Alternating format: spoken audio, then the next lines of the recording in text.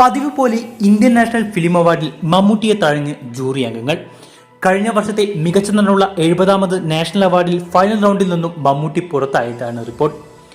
ജോജോസ് പെല്ലിശ്ശേരി സംവിധാനം ചെയ്ത നൻപകൽ നേരത്ത് മയക്കത്തിലൂടെ പ്രകടനം കൊണ്ട് ഞെട്ടിച്ച മമ്മൂക്ക ഇത്തവണ സ്റ്റേറ്റ് അവാർഡിന് പുറമെ നാഷണൽ അവാർഡും സ്വന്തമാക്കുമെന്നായിരുന്നു എല്ലാവരും കരുതിയിരുന്നത്. എന്നാൽ പതിവ് പോലെ ഫൈനൽ റൗണ്ടിൽ നിന്നും മമ്മൂക്കയെ ജൂറികൾ തഴഞ്ഞിരിക്കുകയാണ്. കനചിത്രം കാന്താരയിലൂടെ ഗംഭീര പ്രകടനം കാഴ്ചവെച്ച ഋഷഭ് ഷെട്ടിയും മമ്മൂക്കയുമായിരുന്നു മികച്ചതിനുള്ള സാധ്യത പട്ടികയിൽ അവസാന റൗണ്ടിൽ ഉണ്ടായിരുന്നത്. എന്നാൽ എന്നത്തെയും പോലെ പല കാരണങ്ങൾ പറഞ്ഞ് മമ്മൂക്കയെ ഒഴിവാക്കി പകരം ഋഷഭ് ഷെട്ടി അവാർഡ് ഉറപ്പിച്ചിരിക്കുകയാണ് ജൂറികൾ.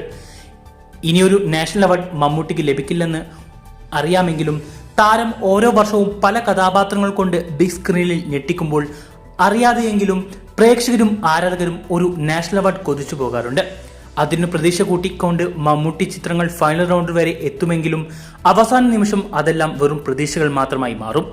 ഇത് ആദ്യമായല്ല മമ്മൂട്ടിയെ നാഷണൽ അവാർഡിൽ ജൂറികൾ തഴയുന്നത്. എന്നിരുന്നാലും താരം വ്യത്യസ്ത കഥാപാത്രങ്ങളിലൂടെ തന്റെ പ്രകടനം കൊണ്ട് പ്രേക്ഷകരെ വർഷാവർഷം ഞെട്ടിച്ചുകൊണ്ടേയിരിക്കും.